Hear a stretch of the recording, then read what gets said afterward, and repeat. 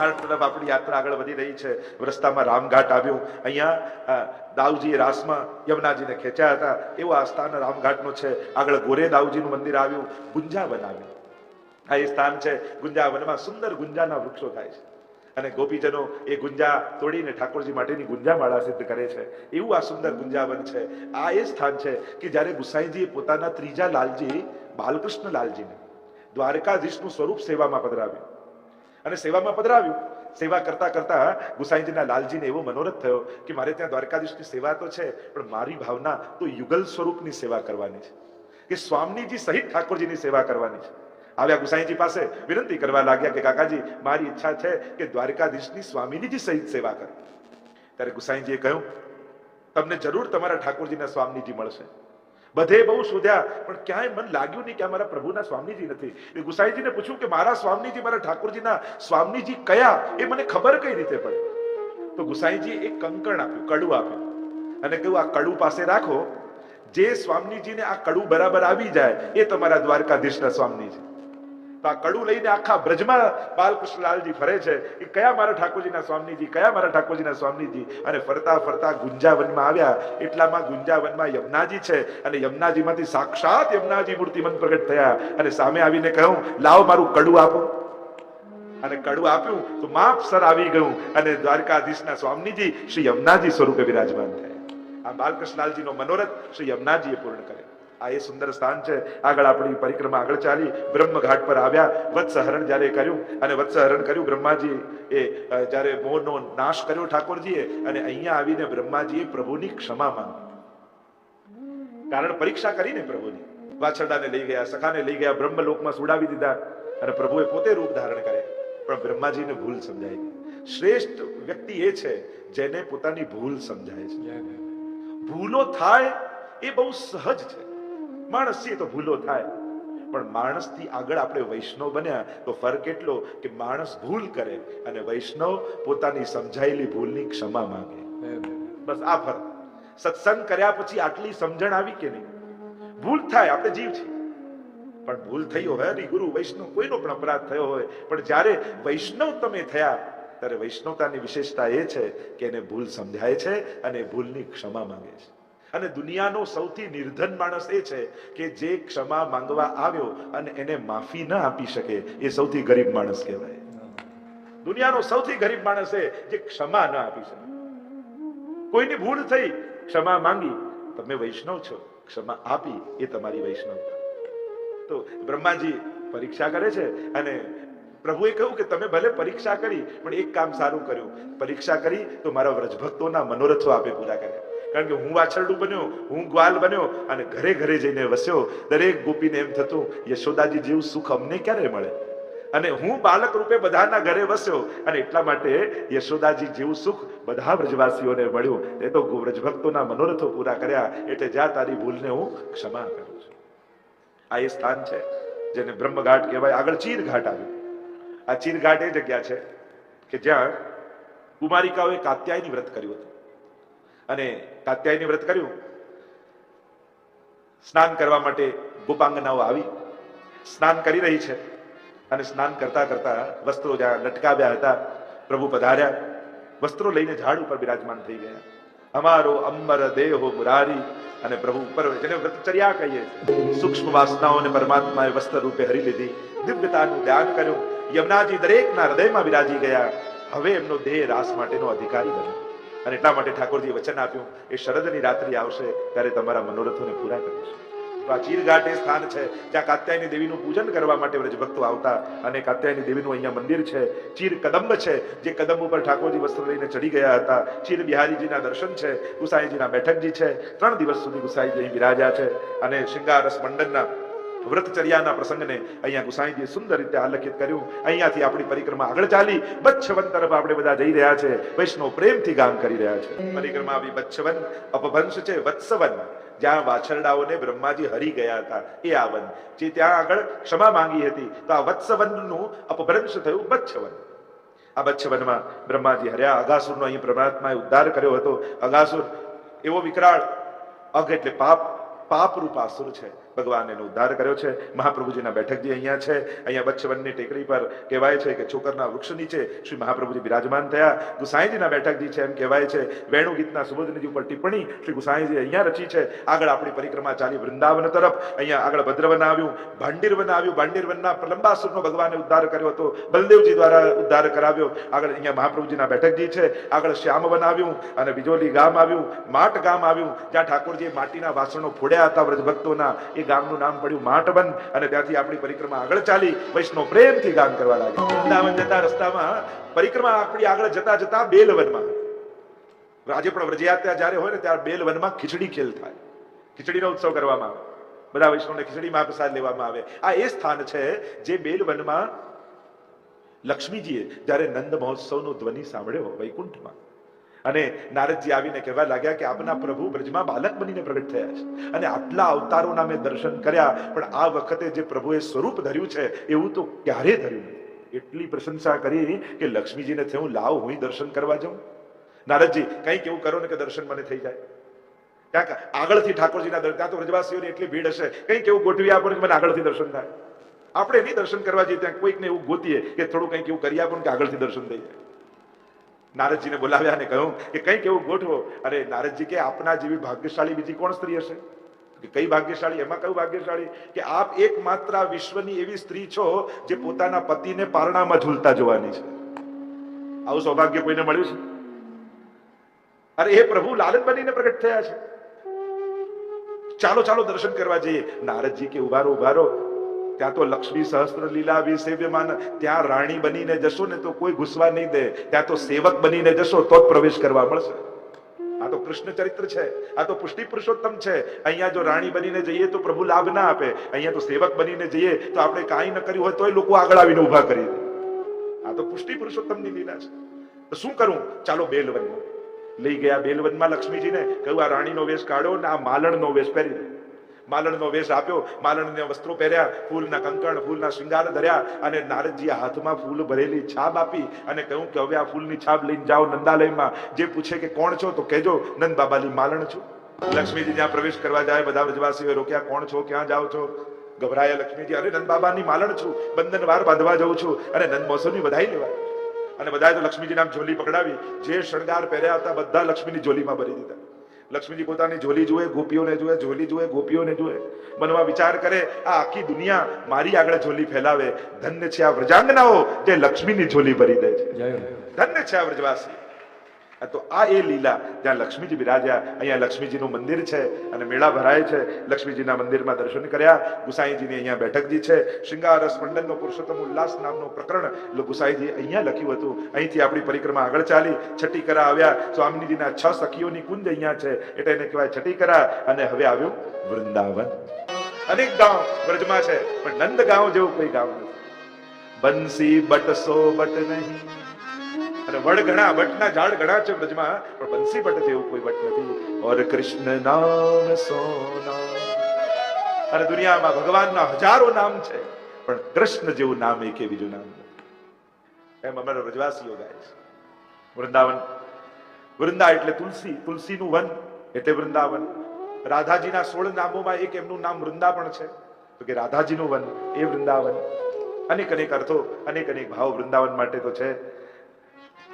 શરદની રાત્રે પ્રભુએ અહીંયા મહારાસનું આ સ્થાન છે વૃંદાવન, કે રાસ ઠાકોરજીએ કર્યો હતો વૃંદાવનમાં. અનેક પ્રકારના શાસ્ત્રોમાં ઉલ્લેખો, અનેક કીર્તનો, અનેક ભજનો, અનેક પ્રકારથી વૃંદાવનની મહિમા સ્વયં ભાગવતજીમાં પદ્મ પુરાણ અંતર્ગત જયારે ભાગવતજીનું મહાત્મ્ય વર્ણન કરવામાં આવે ત્યારે કહેવાય કે નારદજી કહે છે કે હું ત્રિલોકનું પરિભ્રમણ કરતા કરતા જયારે વૃંદાવન આવ્યો ત્યારે મેં જોયું કે અહીંયા ભક્તિ મારાની નૃત્ય કરી રહી છે.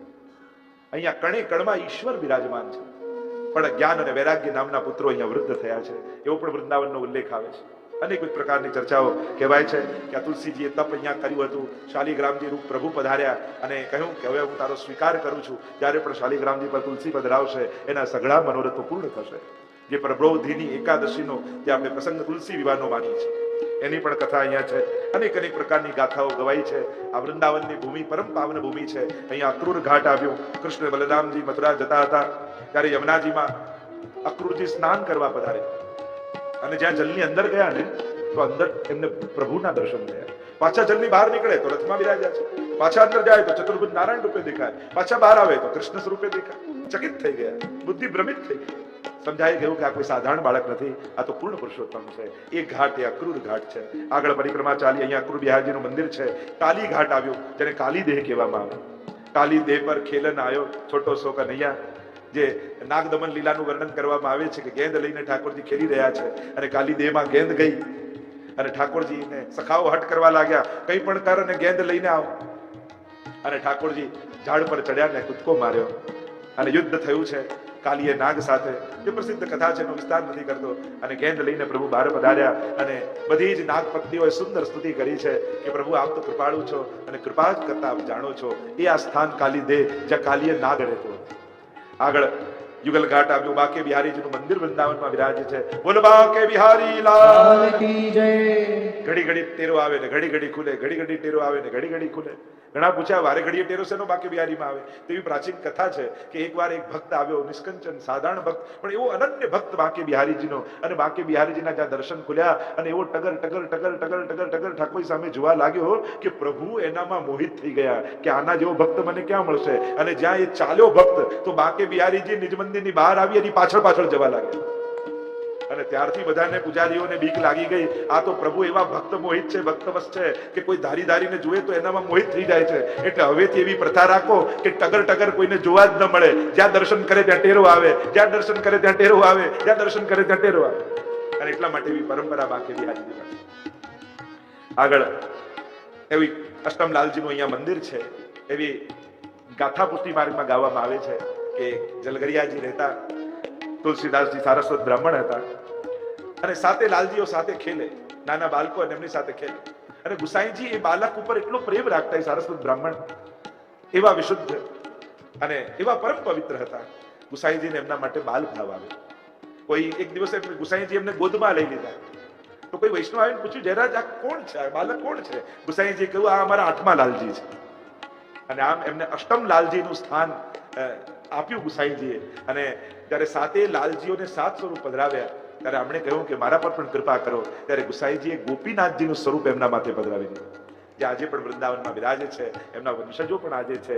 એ અષ્ટમ લાલજીનું મંદિર, ત્યાં વંદન કર્યા. આગળ રાધા વલ્લભજીનું મંદિર આવ્યું. હિત હરિવંશી, જેમના પદો આજે આપણે ત્યાં ગવાય છે, એ રાધા વલ્લભજીનું મંદિર, એમને વંદન કર્યા. દાન ગલી, માન ગલી, યમુના ગલી, અનેક. આગળ સેવાકુંજ આવ્યું. ત્યારે પણ વૃંદાવન જઈએ તો સેવાકુંજમાં જરૂર જઈએ. રાધા વલ્લભ સંપ્રદાયના આ હિત હરિવંશજીનું સ્થાન છે સેવાકુંજ, જ્યાં શાલિગ્રામજીના દર્શન થાય છે. ઠાકોરજી રંગ મહેલમાં બિરાજેલા છે અને સ્વામીજીના ચરણ દબાવી રહ્યા છે. એવું સૈયા મંદિરનું ત્યાં સ્વરૂપ બિરાજમાન છે એમ કહેવાય છે. અને એવું કહેવાય છે કે ત્યાં બધા ઘરો ઊંધા છે. સેવાકુંજની આસપાસ જેટલા ઘરો છે ને, કારણ કે રાત્રિની લીલાનું ત્યાં કોઈ દર્શન નથી કરી શકતું. અને કોઈ ચાના ચૂપે જતો રહે તો એ લીલાના દર્શન કરીને આંધળો થઈ જાય. સવારે તમે જાઓ ને તો કેટલા વાંદરાઓ આખું ભરેલું હોય એમાં. અને તમને બધાને અનુભવ છે, તમારા ચશ્મા ખેંચીને લઈ જાય. જયારે સેવાકુંજમાં જાઓ ત્યારે ચશ્મા વાંદરાઓ લઈ જાય. અને એટલા બધા નાના નાના વૃક્ષોમાં બેઠા હોય, પણ રાત પડે ને એટલે આખું સ્થળ નિર્જન થઈ જાય. કારણ કે ત્યાં પ્રગટ સ્વરૂપે ઠાકોરજી અને સ્વામીજીની લીલા છે એ સ્થળમાં. આજે પણ એ સ્થાનમાં એવો પ્રભાવ ઠાકોરજીનો છે. આપણે ત્યાં વંદન કર્યા. આગળ નિધિવન આવ્યું. હરિદાસજીનું શિવ્ય સ્વરૂપ એ બાકે બિહારીજી અહીંયાથી પ્રાપ્ત થયા હતા. એમને એ રાધારમણજીનું મંદિર છે, ગોપીનાથજીનું મંદિર છે. આગળ બંસી ભટ્ટ છે, વડ નીચે બિરાજેલા પ્રભુ શ્રી કૃષ્ણએ બંસી અહીંથી બજાવી હતી. રાસ ચોતરા છે. ઠાકોરજી છાક અહીંયા આરોગતા. ગોપેશ્વરજી મહાદેવનું મંદિર છે. બંસી ભટ્ટ પર 4 બેઠકજી બિરાજમાન છે. મહાપ્રભુજીના બેઠકજી, ત્યાં મહાપ્રભુજીએ પારાયણ કર્યું હતું. પ્રભુદાસ જલોટા ઉપર અહીંયા મહાપ્રભુજી કૃપા કરી હતી. વૃક્ષે વેક્ષે વેણુધારી પત્રે પત્રે ચતુર્ભુજ, એવા વૃંદાવનના દર્શન અહીંયા પ્રભુદાસ જલોટાને મહાપ્રભુજીએ કરાવ્યા. અને આ પ્રભુદાસ જલોટા એ જ જેમણે પેલા દહીંના બદલામાં ગોવાલણને મુક્તિ લખીને આપી દીધી. એવા સામર્થ્યવાળા. ત્યાં વંદન કરી મહાપ્રભુજીને. ગુસાઈજીના અહીંયા બેઠકજી છે. અને અહીંયા મહંતો સંતો એકવાર ગુસાઈજીને મળવા માટે આવ્યા તો ગુસાઈજી સંધ્યા વંદન કરતા હતા. પૂછું કે આપ તો ભક્તિ માર્ગના આચાર્ય છો, આ સંધ્યાવંદન શા માટે કરો છો? ત્યારે ગુસાઈજીએ કહ્યું, અમારે સવારે સંધ્યા એટલા માટે કરીએ કે અમને એ સુધી આવે કે ઠાકોરજી સવારે ગાયોને લઈને વનમાં પધારે છે, એટલે ગોકુલમાં વ્રજભક્તોને વિરહ થાય છે. અને સંધ્યા સમયે વનમાંથી પાછા ગોકુલ આવે એટલે વ્રજભક્તોને સંયોગનો આનંદ થાય. એટલે વિપ્રયોગ અને સંયોગ બંને વ્રજભક્તોની અમને સુધી આવે. એટલે સવારે સંધ્યા અને સાંજે સંધ્યા આ બંને એટલા માટે અમે કરીએ. એવો સુંદર પ્રસંગ ગુસાઈજીનો અહીંયા વર્ણન કરવામાં આવ્યો. શ્રી ગોકુલનાથજીના બેઠકજી બિરાજમાન છે. અહીંયા વલ્લભાષ્ટક ઉપર ટીકા ગોકુલનાથજી અહીંયા લખી. દામોદરદાસ સરસાનીજીની બેઠક છે. અનેક મંદિરો વૃંદાવનમાં તો કહેવાય કે 5000 જેટલા મંદિરો વૃંદાવનમાં છે. એટલા બધા મંદિરો વૃંદાવનમાં છે. બધે જ આપણે વંદન કર્યા. યમુના ઘાટ 11 ઘાટ યમુનાજીના વૃંદાવનમાં છે. લોહવન લોહાસુરને પ્રભુએ માર્યો. માન સરોવર સ્વામીજીનું માન અહીંયા છોડાવ્યું હતું ઠાકોરજીએ. માન સરોવર માન વિહારીજીના દર્શન આપણે કર્યા. મહાપ્રભુજીના બેઠકજી છે અહીંયા. આ સ્વયં દામોદાસ સરસાનીજી એકદમ રાતના ઉઠ્યા તો મહાપ્રભુજી દેખાયા નહીં. અને એટલામાં મહાપ્રભુજી આવતા દેખાયા તો પૂછ્યું થયું શું? અહીંયા કઈ લીલા થઈ? કે ઠાકોરજીથી સ્વામીજી રિસાઈ ગયા હતા અને એટલા માટે ઠાકોરજીનો હાથ પકડી હું એમને સ્વામીજી પાસે લઈ ગયો હતો અને એમના માન મેં દૂર કર્યા હતા. એવા લીલાના વર્ણન કર્યા. ગુસાઈજીના બેઠકજી છે અહીંયા. કહેવાય છે કે ગુસાઈજી અહીંયા માન સરોવર પર બિરાજ્યા. રોજ એક હંસ અને હંસી આવતા. હંસ અને હંસી આવે, ગુસાઈજીની નિકટ આવી જાય. ગુસાઈજીને થયું કોઈ દૈવી જીવ લાગે છે. એટલે એ હંસ અને હંસીને ગુસાઈજીએ નામ નિવેદન કરાવ્યું. અને જ્યાં નામ નિવેદન કરાવ્યું બંનેની બુદ્ધિ નિર્મલ બની ગઈ. આ માન સરોવર વ્રજમાં આવેલા માન સરોવરમાં રહેતા. થયું કે હવે વૈષ્ણવ આપણે થયા. વૈષ્ણવ થયા તો સેવા કરવી જોઈએ. આ દેહથી આપણે શું સેવા કરવાના? હંસીએ કહ્યું આ દેહથી સેવા ન થાય તો વાંધો નહીં, પણ જે સેવા કરતા હોય એમની ચરણ રજમાં આળોટીએ ને તોય આપણી સેવા ઠાકોરજી સુધી પહોંચી જાય. અને આમ વિચાર કરીને કર્યું કે આ રોજ વૈષ્ણવો સેવા કરવા માટે અહીં સ્નાન કરવા માટે આવે છે. એટલે આપણે એક નિયમ બનાવીએ કે વૈષ્ણવ સ્નાન કરીને જાય ને તો રોજ એની ધૂળમાં આળોટવું આપણે. એક પારધી હતો, રોજ ધ્યાન રાખે આ હંસ અને હંસીનો તાગ લાગે ને તેમને પકડીને મારી નાખે. બહુ કોશિશ કરી પણ ક્યારે લાગ ના આવ્યો. રોજ જુએ કે આ કરે છે શું. જોયું કે હંસ અને હંસી કોઈ વૈષ્ણવ નહીંને જાય તો એની ચરણમાં આળોટે છે. યુક્તિ કરી એ પારધીએ શિકારીએ વૈષ્ણવનો વેશ પહેર્યો અને થયું કે હું સ્નાન કરીશ, મને વૈષ્ણવ તરીકે જોશે અને જ્યારે મારા પગમાં આળોટવા આવશે ને ત્યારે બંનેને પકડી લઈશ. યુક્તિ કરી વૈષ્ણવનો વેશ ધર્યો અને સરોવરમાં સ્નાન કર્યું. અને જ્યાં નીકળવા જાય હંસે કહ્યું જો હંસી પેલો શિકારી આવ્યો છે આપણને મારવા માટે. હંસીએ કહ્યું શિકારી છે ન જોઈશ, એ વૈષ્ણવ વેશમાં આવ્યો છે. જો ઉનકે મન કી વો જાને મેરે મન જગદીશ. એ કોઈ પણ ભાવથી હોય આપણે આપણો નિયમ નહીં છોડવો. તમારું કોઈની જોડે ગમે તેટલું મન દુઃખ થયું હોય પણ તમારો જો નિયમ હોય કે વૈષ્ણવ મળે તો જય શ્રી કૃષ્ણ કરવું, પછી એ કોઈ પણ ભાવે આવે તમારે તમારો નિયમ નહીં છોડવો. તમારે તો ભગવત સ્મરણ કરવું છે. ઉનકે મન કી વો જાને. અને જ્યાં પારધી સ્નાન કરીને નીકળ્યો અને ધૂળમાં આળોટવા આવ્યા અને જ્યાં પકડવા જાય હંસે પાંખ ફેલાવી અને વૈષ્ણવ રૂપ હંસની પાંખ અડીને પારધીની બુદ્ધિ બદલાઈ ગઈ. અરે આવા ભગવતીને મારવા હું બેઠો છું. અને હંસના સ્પર્શથી એ શિકારી પણ ગુસાઈજીનો સેવક થઈ ગયો. આ એ સ્થાન છે જ્યાં ગુસાઈજીની આવી કૃપા થઈ. આગળ દાઉજીના દર્શન કર્યા. ચિંતાહરણ ઘાટ આવ્યું, બ્રહ્માંડ ઘાટ આવ્યું કે જ્યાં ઠાકોરજીએ માટી ખાધી હતી. તેરે લાલા ને માટી ખાઈ સુની યશોદા માઈ. ઠાકોરજી ખેલતા હતા સખાઓની સાથે. બાજુમાં બલરામજી છે, સખાઓ છે અને આ બ્રહ્માંડ ઘાટ ઉપર ખેલતા ખેલતા ઠાકોરજીએ માટીનો ગોળો બનાવી મુખમાં મૂકી દીધો. દાઉજી જોઈ ગયા. લાલન તુમને મિટ્ટી ખાઈ? મૈયા સે કહે દૂંગા, કહી દો. મૈયા આવી. લાલન લાલન તુમને મિટ્ટી ખાઈ? નાહમ ભક્ષિતવાન અંબ સર્વે મિથ્યા વિશંસન. આ બધા જ ખોટું બોલે છે અને તને ભરોસો મારા પર ના આવતો તો મારું મોઢું ખોલીને જોઈ લે. યશોદાજી કે આ ખોલ, તારું મોઢું ખોલ. અને જ્યાં લાલાને મુખ ખોલ્યું બ્રહ્માંડના દર્શન યશોદાજીને થયા. બ્રહ્માંડમાં પૃથ્વી, પૃથ્વીમાં ભારત વર્ષમાં વ્રજમંડલ અને વ્રજમંડલમાં બ્રહ્માંડ ઘાટમાં પોતે ઉભેલા યશોદાજી દેખાયા. ચક્કર આવવા લાગ્યા યશોદાજી. અરે આ કોઈ દેવની માયા છે? એ મારું બાળક નહીં પણ સાક્ષાત પરમાત્મા છે. અને જો આ પરમાત્મા હોય તો મેં તો કેટલા અપરાધ કર્યા છે. ઓહો, હું આને ઘણી વાર વળી છું, આને ભોજન નથી આપ્યું, મારે તો આને સિંહાસનમાં પધરાવી રોજ પૂજા કરવી જોઈએ. પ્રભુને થયું કે આ તો ગડબડ થઈ ગઈ. જ્યાં સેવાનો આનંદ લેવા આવ્યો છું ત્યાં મૈયાને પૂજા કરવાની ઈચ્છા થાય છે. પ્રભુએ વૈષ્ણવી માયાનું આવરણ કર્યું, બ્રહ્મ જ્ઞાન ગયું અને ભક્ત જ્ઞાન જાગૃત થઈ ગયું. પ્રભુને છાતીએ લગાડી દીધા. તો આ લીલા આ બ્રહ્માંડ ઘાટ પર થઈ છે.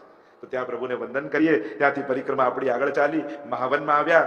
મહાવનનું આ મુખ્ય સ્થાન ગોકુલ છે. ગોકુલનું મુખ્ય સ્થાન છે આ મહાવન. મહાવનમાં આવ્યા. મહાવનની ક્ષત્રાણીનો પ્રસંગ આવે છે જેને 4 સ્વરૂપ મળ્યા હતા અને ઠાકોર મહાપ્રભુજીએ બધાને પધરાવ્યા. એ કથા રમણ રેતીમાં આવ્યા. રમણ રેતી લોટ્યો નહીં, કિયો ન યમના પાન. આપણે ત્યાં તો કહેવાય જ્યારે પણ વ્રજમાં જઈએ તો રમણ રેતી લોટવા જઈએ અને પાછા ચોબાજીને આવી જાય આપણી સાથે રમણ રેતીમાં, હા અમે આ લોટો, અને બધા રમણ રેતી આળોટે. અને પાછા કહે ચલો રમણ રીતિમાં બેસી જાઓ, એટલે આપણે પરાઠી વાળી બેસી જઈએ. હવે તો મુઠ્ઠી કરો, મુઠ્ઠી કરીને આમ માટીમાં મારીએ અને આમ મારો ને એટલે બે ચરણના છાપ પડી જાય. તમે આમ કરીને આમ કરો તો બે ચરણ પડે કે આ ઠાકોરજીના ચરણ છે. હવે પોતાનું ઘર બનાવો, પછી આપણી પાસે ઘર બનાવે કે જો તમારા ઘરમાં ઠાકોરજી બિરાજે છે અને તમારો કાયમી વાસ વ્રજમાં થાય એવી ઠાકોરજીને વિનંતી કરો. અને આમ વિનંતી કરવામાં આવે, રજમાં આળોટવામાં આવે. અને એટલી કોમળ રજ ત્યાં રમણ રીતિની, અને રમણ રીતિમાં આળોટવામાં આવે, કારણ કે ઠાકોરજી અહીંયા આળોટ્યા એવો ભાવ રમણ રીતિમાં કરવામાં આવે. ત્યાંથી આપણી પરિક્રમા આગળ ચાલી અને વૃંદાવનના છેક હવે ત્યાંથી તો ગોકુલ તરફ આપણે આવી ગયા અને વલ્લભ ઘાટ પર આવ્યા. આ વલ્લભ ઘાટમાં નિત્ય ગોકુલનાથજી સંધ્યાવંદન કરવા માટે આવતા. એવું આ પરમ પાવન સ્થાન છે. અને એટલામાં આપણી યાત્રા પહોંચી ગઈ ગોકુલ. બોલો કૃષ્ણ કનૈયા લાલ કી જય. પુષ્ટિ માર્ગનું આ પ્રાગટ્ય સ્થાન કહેવાય ગોકુલ.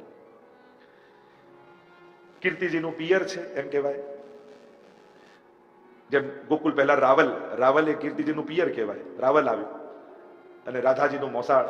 રાવલ કે કહે ગોપ આજ બ્રજ ધૂનિયો. ત્યાં છે કે રાવલમાં રાધાજી બિરાજે છે અને નંદ મહોત્સવની વધાઈ ત્યાં સંભળાય છે. તો આ કીર્તિજીનું મોસાળ છે, આ પિયર છે. રાધાજીનું મોસાળ, રાધિકાજીનું જન્મસ્થાન માનવામાં આવે છે રાવલને. ત્યાં રાધાના દર્શન કરી દંડવત કર્યા, પરિક્રમા આવી શ્રીમદ ગોકુલ.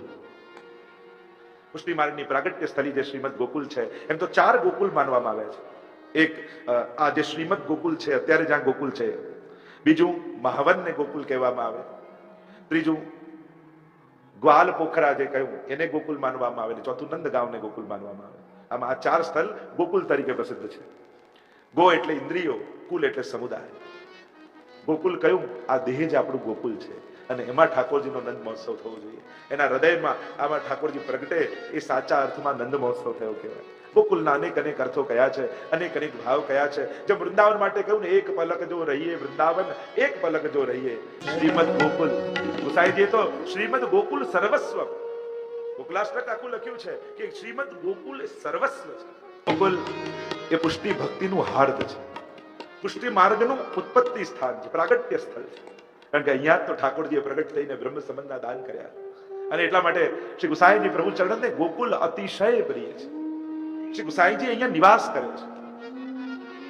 રાજા ઠાકુરનું મંદિર છે, ત્યાં કહેવાય છે ગુસાઈજી ત્યાં બિરાજ્યા અને ત્યાં એમ કે વિષ્ણુદાસ છીપા એમના દ્વારપાલ હતા. અને જેટલા વિદ્વાનો શાસ્ત્રાર્થ કરવા આવે ને, વિષ્ણુદાસ છીપા શાસ્ત્રાર્થમાં હરાવી દે અને દ્વાર પરથી પાછા જતા.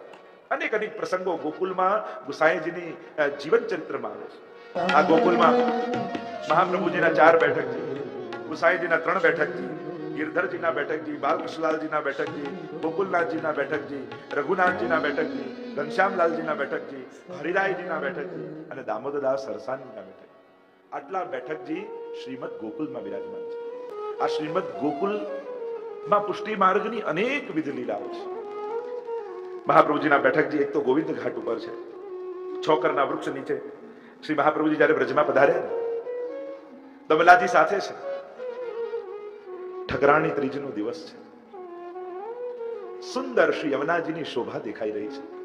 કલકલ કલકલ કલકલ શ્રી યમુનાજીના લહેરોમાંથી સ્વર આવી રહ્યો છે. શુક મયુર અને હંસ યમુનાજીના તટ ઉપર કિલશોર કરી રહ્યા છે. સૂર્યનો પ્રકાશ શ્રી યમુનાજીમાં પડે છે અને યમુનાજીના લહેરોમાં આવેલા રજકણો એવા ચળકે છે જાણે યમુનાજીએ મોતીના કંકણો ધારણ કર્યા. આસપાસ ઉગેલા અનેક વૃક્ષોમાંથી સુંદર ફૂલો ખરી ખરી શ્રી યમુનાજીમાં પડી રહ્યા છે, જાણે વૃક્ષો એમનું પૂજન ન કરતા. એવી શોભા શ્રી યમુનાજીની જોઈ શ્રી મહાપ્રભુજી અહીં પધાર્યા. સહજ દમલાજી જોડે વાત થઈ કે દમલા, યા મેં ગોવિંદ ઘાટ કોણ છો ઓર ઠકરાણી ઘાટ કોણ છો? બંને એક સરખા જ લાગે છે.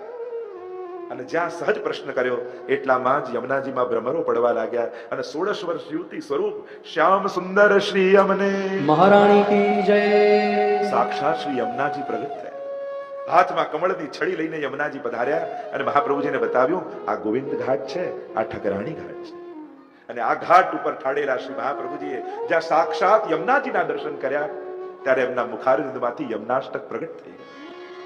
નમામિ યમુના સકલ સિદ્ધિ હેતુ મુદા મુરારી પદ પંકજ સુરદ મંદરે ઉત્કટા. અલૌકિક વાણીમાં યમુનાષ્ટકનો પ્રાગટ્ય થયો. આ યમુનાષ્ટકની પ્રાગટ્ય ભૂમિ છે. વલ્લભ ઘાટ ઉપર ગોવિંદ ઘાટ ઉપર શ્રી મહાપ્રભુજી બિરાજ્યા છે. શ્રાવણ શ્યામલે પક્ષે એકાદશ્યામ મહાનિશી સાક્ષાત ભગવતા પ્રોક્તમ તદક્ષર સૌચ્યતે બ્રહ્મ સંબંધ કરણાત સર્વેષામ દેહ જીવયો સર્વદોષ નિવૃત્તિ દોષા પંચવિધા સ્મૃતા. એકાદશી પવિત્રાની મહાપ્રભુજીએ પોતાના હસ્તે સૂતરનું પવિત્ર સિદ્ધ કરીને રાખ્યું, મિશ્રી તૈયાર રાખી છે અને રાત્રિના સમયે સાક્ષાત ઠાકોરજી પ્રગટ થયા. ચિંતાતુર મહાપ્રભુજીને જોયા. એક સમય ચિંતા ચિતાઈ દૈવી કિહિબિદ જાની ન જાઈ આસુરી સો મિલી રહત સદાઈ ભિન્ન હોય સો કોન ઉપાય. કેમ આ દૈવી જીવને ઓળખવો, કેમ એને ભગવત સેવામાં જોડવો. અને મધ્યરાત્રિએ પ્રગટેલા એ પૂર્ણ પુરુષોત્તમ શ્રી વલ્લભ, આપ કેમ ચિંતા કરો છો? હું આપને બ્રહ્મ સંબંધ મંત્ર આપું છું અને જે જીવને આ બ્રહ્મ સંબંધ કરાવશો એને હું નિશ્ચિત સ્વીકાર કરીશ. એ સર્વ દોષોમાંથી નિર્મૂળ થઈ જશે, એ નિર્દોષ થઈ જશે. ઠાકોરજી જરૂર એને અપનાવશે. 4 વચને હું આપની સાથે બંધાવું છું. આપ જેને બ્રહ્મ સંબંધ કરાવશો એનો નિશ્ચિત સ્વીકાર કરીશ, એનો ક્યારે ત્યાગ નહીં કરું. આપની કાનીથી જે ભોગ ધરશે એને હું આરોગીશ અને જેના માથે પુષ્ટાવીને મને પધરાવશો ત્યાં સદાય હું પ્રગટ સ્વરૂપે બિરાજમાન રહીશ. આ 4 વચને ઠાકોરજી બંધાયા અને કંઠ પવિત્રા લે પહેરાય મિશ્રી ભોગ ધરી મન ભાય. પવિત્ર ઠાકોરજીના શ્રીકંઠમાં ધરાવ્યું, મિશ્રી ભોગ ધરી અને મધુરાષ્ટકની રચના કરી અને ઠાકોરજીની સ્તુતિ કરી છે. આ એ સ્થાન છે જ્યાં મધુરાષ્ટકની રચના થઈ છે. ત્યાં બિરાજમાન ઠાકોરજીને વંદન કરીએ, મહાપ્રભુજીને વંદન કરીએ. બડી બેઠક મહાપ્રભુજીની છે. ત્યાં પરીક્ષા કરી વૈષ્ણવની બટુઆ લઈને આવેલા અને અનેક બટુઆ વૃક્ષ પર ઉગેલા દેખાયા એવા પ્રસંગ આવે છે. અને મહાપ્રભુજીએ કહ્યું, તમે તમારા ઠાકોરજીને ઓળખી નથી શકતા તો પ્રભુની ભક્તિ શું કરવાના? આવો પ્રસંગ અહીંયા આવે છે. ત્રીજી બેઠક સૈયા મંદિરની બેઠક, ચોથી બેઠક સંધ્યા મંદિરની બેઠક, ગોવિંદ ઘાટના પાછલા ભાગમાં દમલાજીની ત્યાં બ્રહ્મ સંબંધ કરાવ્યું એ બેઠકજી. આ એ સ્થાન છે જ્યાં અડધી રાતના ઠાકોરજી બ્રહ્મ સંબંધનો ઉપદેશ આપ્યો અને સવારે દમલાજીને જગાવ્યા અને પૂછ્યું, દમલા તે કશું સુન્યો, તે કંઈક સાંભળ્યું? ઠાકોરજી શું કહેતા હતા? દમલાજી જો એમ કહી દે કે હા અમે તો સાંભળ્યું, બધું સમજમાં આવી ગયું, તો મહાપ્રભુજી જેવી સમજ થઈ જાય. આ તો વૈષ્ણવના પ્રધાન વૈષ્ણવ છે. દમલાજીમાં દિન્યતા છે, દૈન્યતા છે. એમને કહ્યું કે સાંભળ્યું, એમ કહ્યું સુન્યો પણ સમજો નહીં. કારણ કે આપ ન સમજાવો તો અમે પ્રભુની વાણી કેમ સમજી શકીએ? કારણ કે અમે તો કોઈ વાત સમજીએ ને તો કેટલું સમજીએ? જેટલું અમારી બુદ્ધિ હોય. આપ જે કહેવા માંગતા હો એ કદાચ અમને સમજમાં ના આવ્યું અને એટલા માટે ગુરુ કૃપા કરે તો પ્રભુની વાણી સમજમાં આવે. અને એટલા માટે કહ્યું સુન્યો પર સમજો નહીં. અને ત્યારે મહાપ્રભુજીએ કહ્યું, ઠાકોરજીએ બ્રહ્મ સંબંધ કરવાની આજ્ઞા કરી છે અને ચલ તને પહેલા બ્રહ્મ સંબંધ કરાવું. અને આપણા પુષ્ટિ માર્ગમાં પહેલું બ્રહ્મ સંબંધ શ્રી દામોદર સરસાનીજીને કરાવ્યું. આપણે જેને ગુરુ પૂર્ણિમા આપણી માનીએ એ આપણી પવિત્રા બારસ. એટલે એકાદશી એ ઠાકોરજીને પવિત્ર ધરાય અને બારસે ગુરુદેવને પવિત્ર ધરવામાં.